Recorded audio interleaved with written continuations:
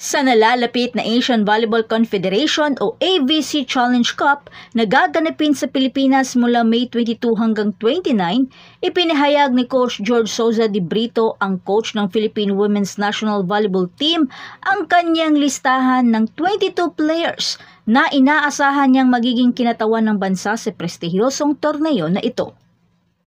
Si Coach Jorge, na magre-retiro na bilang coach pagkatapos ng torneo, ay nagpahayag ng kanyang hangarin na magkaroon ng pinakamahuhusay na manlalaro sa bansa para sa kanyang huling laban. Naniniwala siya na ang paglalaro sa sariling bansa ay magbibigay ng magandang pagkakataon para ipakita ng national team ang kanilang husay at magkaroon ng magandang resulta.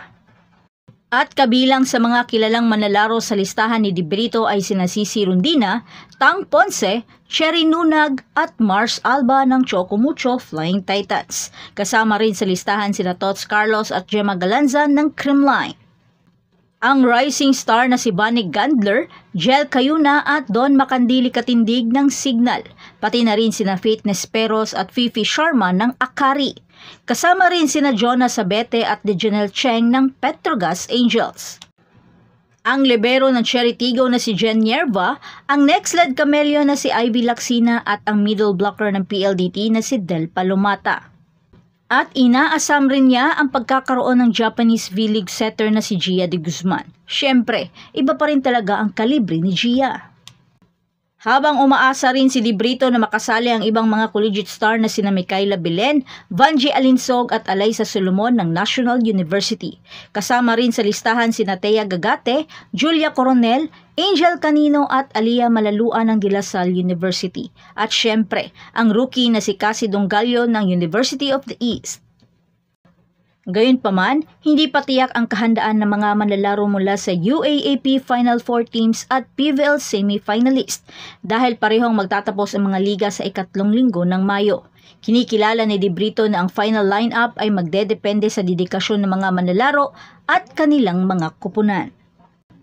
Mahalagang tandaan na hindi pa inilalabas ng Philippine National Volleyball Federation o PNVF ang opisyal na lineup para sa Challenge Cup. Noong nakaraang taon, naging ikapitong pwesto ang national team sa 11 kupunan sa Indonesia. Ngunit ngayon, determinado si de Brito na makamit ang mas magandang resulta.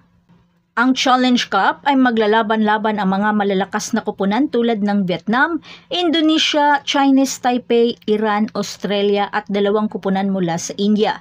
Umaasa si de Brito na ang kupunan kasama ang mga coach ay magagamit ng husto ang pagkakataong ito upang itaas ang antas ng larong volleyball. Bukod sa Challenge Cup, sasabak din ang Philippine team sa 2 exhibition match sa Hunyo bago tuluyang magretiro si de Brito bilang coach. Kaya mga volleyball fans, markahan na ang inyong mga kalendaryo at ipakita ang inyong suporta sa Philippine National Volleyball Team sa kanilang paghahangad sa tagumpay sa AVC Challenge Cup. So that's it. Thanks for supporting this channel and please don't forget to like and subscribe and spike the notification bell para laging updated sa mga volleyball ganap. And thanks for watching.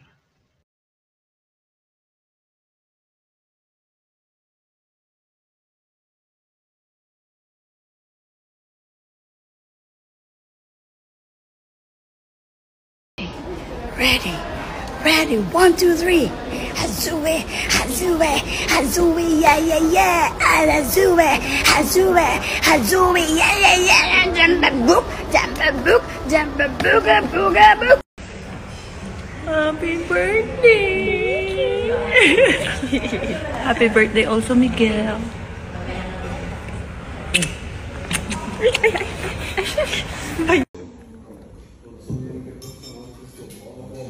Uy! Oh. Sorry.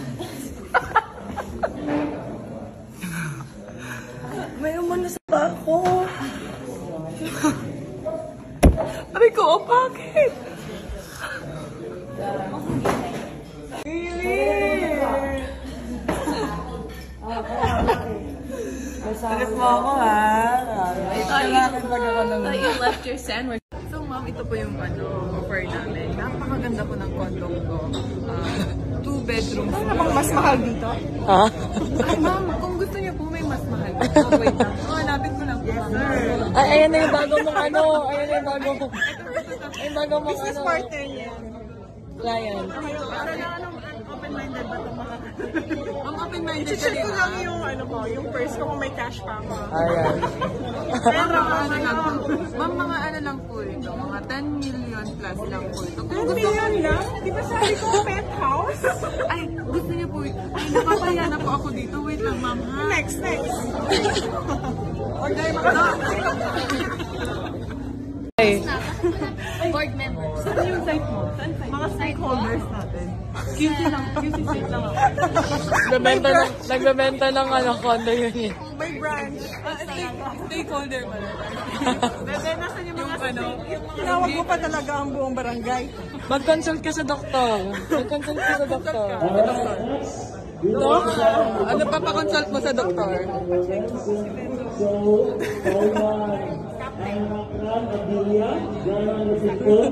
Ay, hindi naman pinapaka-formal ng ating bisita.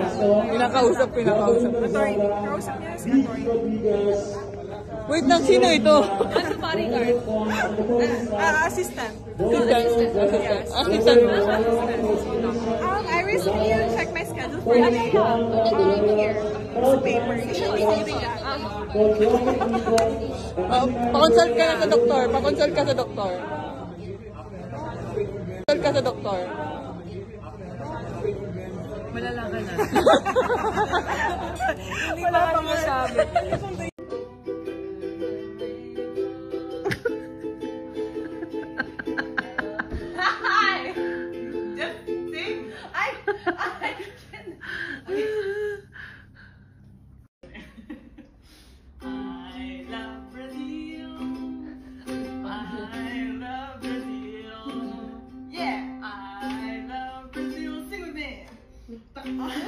Oh, say hi, Sisi. Hi.